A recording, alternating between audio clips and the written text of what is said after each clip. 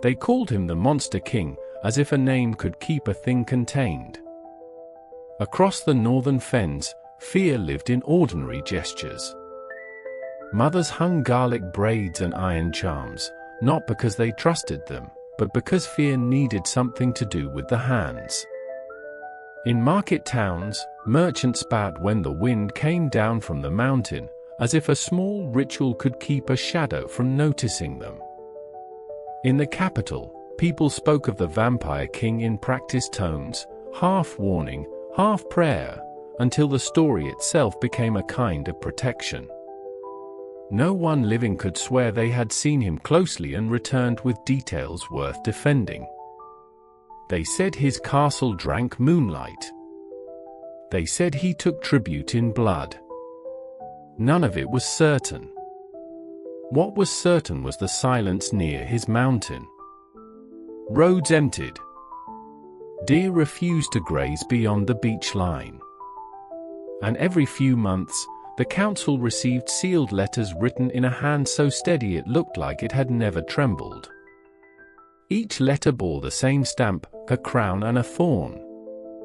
The council never read them aloud, only argued behind screens, then announced new rules for border villages, taxes, restrictions, patrols.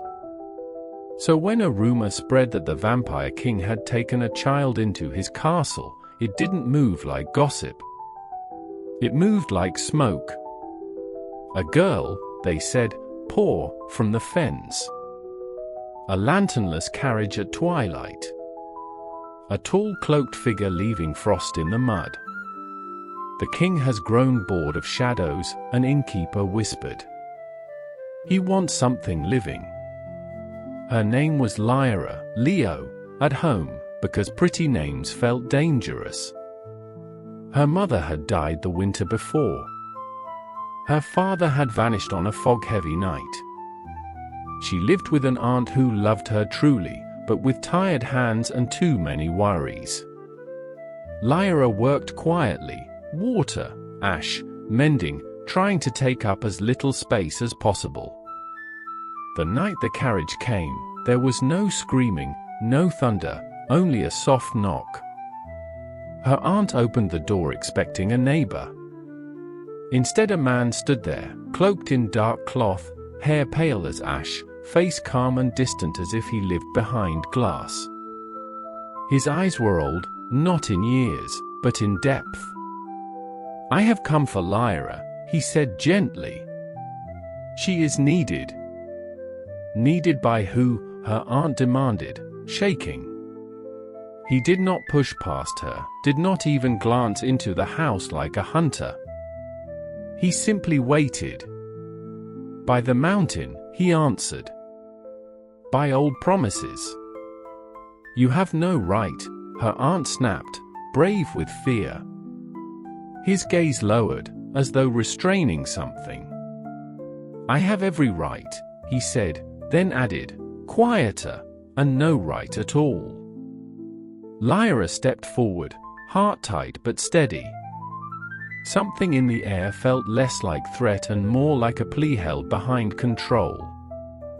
"If I go," she asked, "will you leave my aunt her house?" The man looked at her as if surprised by the question's clarity. "Yes. The taxes will be lifted. The debt will be forgiven." Before her aunt could speak, he drew out a sealed paper and set it carefully on the threshold, as if refusing to cross without permission. "Take it to the magistrate," he said. "It bears his seal." Liora smelled peat smoke and damp wood, the small warmth of home. Then she saw her aunt's cracked fingers and the late-night counting of coins, the fear of winter. She stepped out into the cold. The man offered his arm, not as a captor, but as an escort. His sleeve was cold when she took it, his arm still in a way that felt unnatural, yet his posture angled toward her as if blocking the wind. He bowed to her aunt, a quiet, respectful gesture that felt strangely human. They rode in a plain carriage up a fog-thick road. pines gathered close like listeners. The man sat opposite Liora, silent, composed, like a candle that refused to flicker. After a long while he said, "You are not afraid." "I am," Liora admitted. "But my aunt is more afraid of winter than of stories." A shadow of regret crossed his face. She should not have had to choose. Liora stared at him. "Are you going to hurt me?" He turned his gaze to the window. "No," he said. "If I were what they believe, you would already be dead." The castle emerged from mist, tall dark stone, but not jagged, not cruel. It did not loom so much as endure. Warm light glowed in a few windows, and Liora found herself thinking of a solitary house built to survive harsh weather. Inside, there was no smell of rot or blood, only iron and pine resin. The halls were bare, quiet, lit by steady flames. Servants approached with lowered eyes, not trembling, more like people trained in privacy.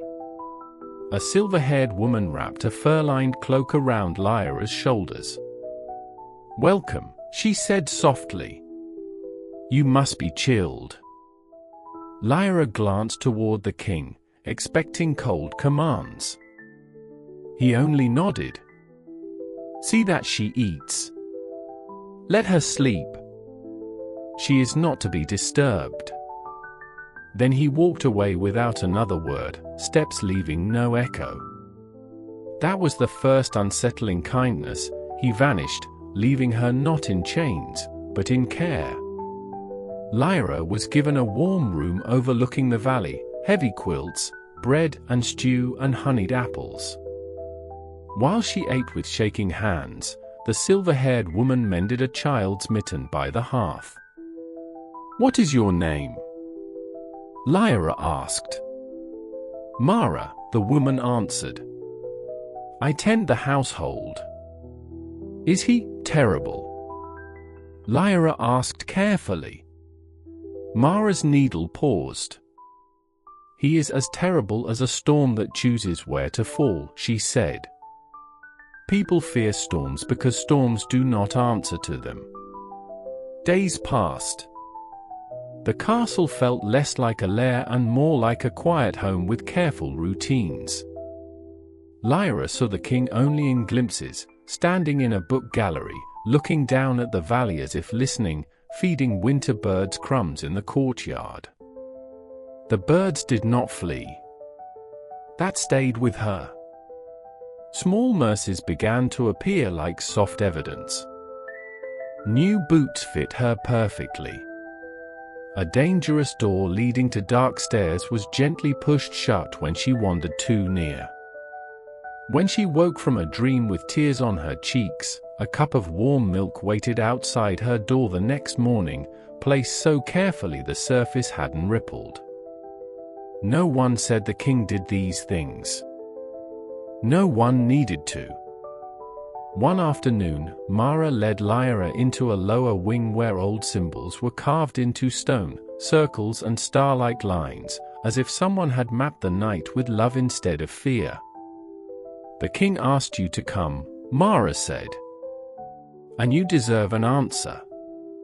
They entered a study, not a throne room. Books, papers, a globe etched with constellations, a single steady lamp. The king stood with sleeves rolled up like a man working, not ruling. "Liora," he said, pronouncing her name carefully. "Thank you for coming." "Why did you take me?" she asked. "Because I promised someone long ago," he replied. "That doesn't tell me anything." Weariness flickered across his face. "The valley beneath this castle is bound to me," he said. "Older things wake when winters are harsh and people grow desperate. For a long time, I held that waking back alone."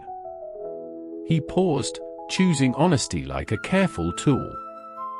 The binding demands a living thread, someone with a certain bloodline. Someone who can anchor what I cannot anchor anymore. Liora went cold. So I'm a thread. You are a person, he said immediately, voice sharp with sincerity. Then softer, and you have a choice. A choice? If you wish to leave, you may. Your aunt's debt remains forgiven. You will be escorted safely anywhere. Liora searched his face for a trap. There was none, only calm truth. If I leave, what happens? I will try to hold it myself, he said quietly. And in time, I will likely fail. Not from weakness. From erosion. And if I stay? You will learn, he said. You will be protected. And when you choose again, it will be informed, not forced. Liora breathed in lamp oil and paper and cold stone. Why do they call you a monster? Because it is easier to fear a monster than to understand a guardian, he said. And because I do not correct them.